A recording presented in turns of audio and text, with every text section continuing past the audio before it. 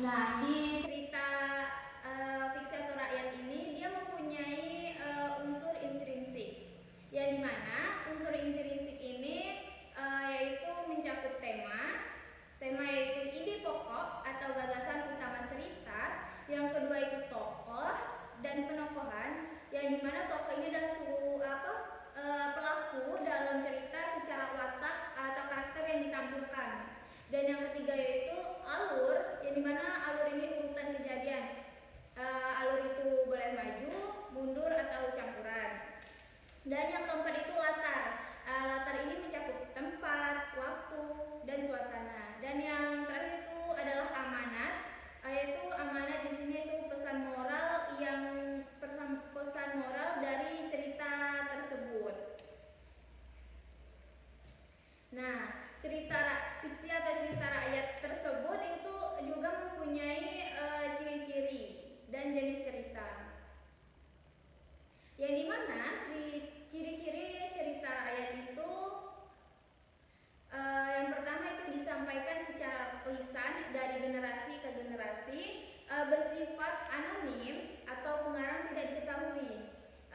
Dan yang ketiga itu mengandung nilai-nilai moral, yang budaya dan pendidikan yang Ibu sampaikan tadi. Dan yang keempat itu tokohnya tokohnya bisa manusia, makhluk gaib, atau binatang.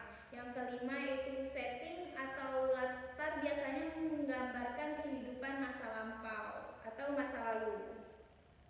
Dan yang terakhir yaitu bahasa yang digunakan bersifat sederhana dan mudah dipahami. Dan selanjutnya itu jenis-jenis cerita fiksi atau cerita rakyat. Jenis cerita rakyat di sini ada 3. Yang pertama itu legenda, mite, dan fabel. Yang dimana legenda itu cerita rakyat yang berkaitan dengan asal-usul tempat, benda, atau peristiwa tertentu. Sedangkan kalau mite itu cerita rakyat yang berhubungan dengan kepercayaan terhadap makhluk atau kegiatan gaib seperti dewa, roh nenek moyang, atau makhluk mitologis. Dan yang ketiga itu atau yang terakhir itu adalah fabel. Jenisnya cerita rakyat fabel, yang dimana fabel ini itu adalah cerita yang tokohnya adalah binatang yang berperilaku seperti manusia. Fabel ini juga berfungsi sebagai pengantar ajaran moral, seperti cerita kancil dan buaya.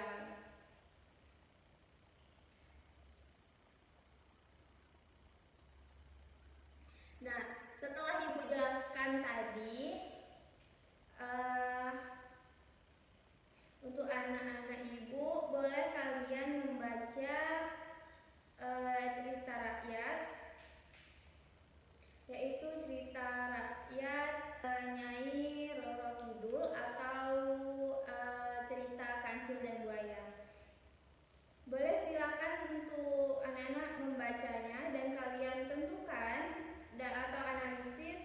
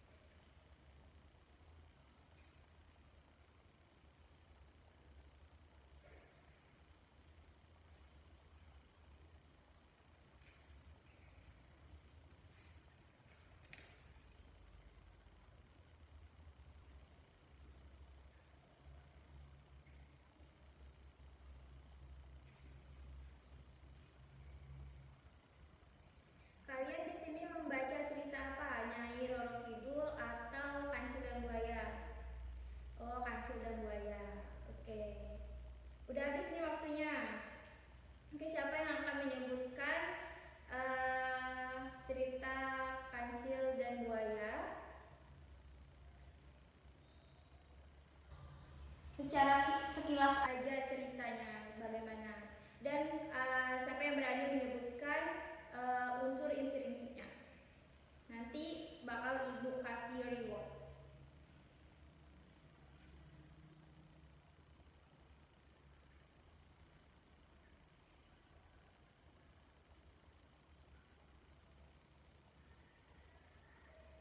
Oke, siapa yang berani?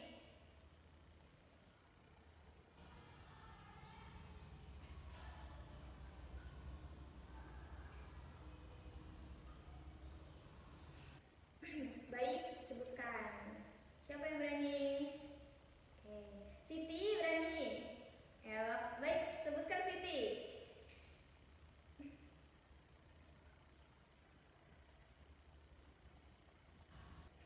Baik, bagus sekali. Boleh tepuk tangan untuk teman kita yang berani. Oke, berarti cerita Kancil dan Buaya ini unsur intrinsiknya yaitu yang pertama temanya yaitu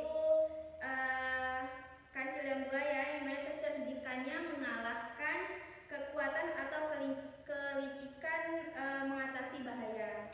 Sedangkan tokoh dan penokohannya yaitu Kancil, di mana Kancil ini cerdik, licik, pintar, dan cepat berpikir.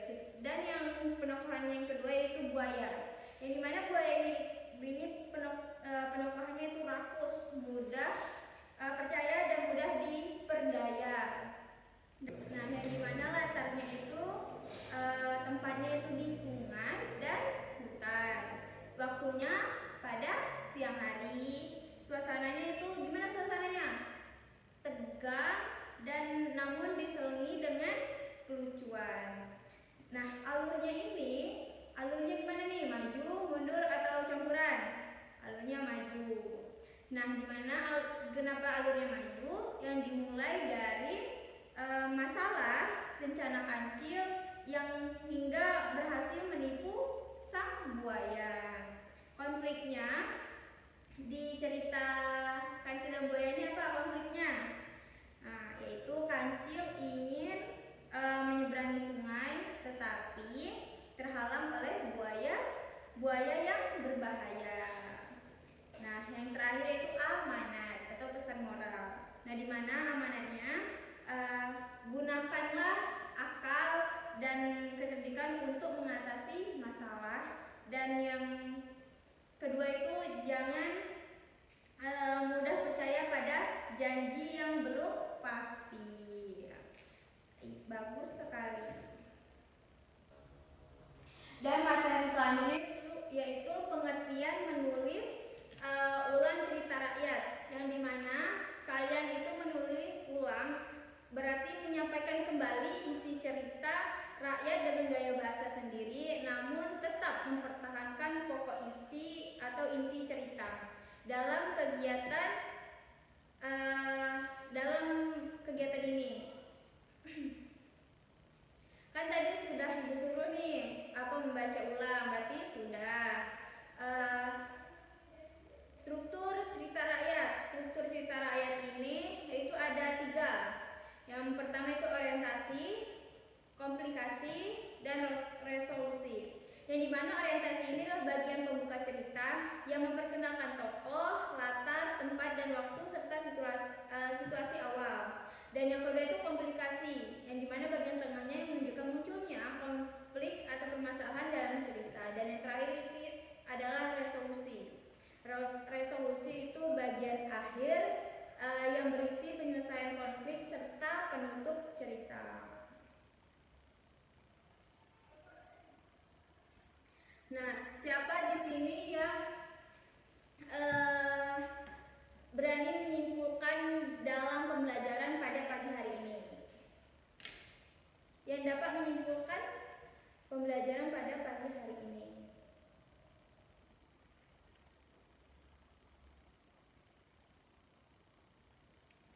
Siapa yang berani? Kalau nggak berani, ibu aja. Baik, dapat ibu simpulkan pembelajaran pada pagi hari ini yaitu teks narasi atau cerita fiksi atau cerita rakyat. Di sini kita belajar tentang apa sih cerita rakyat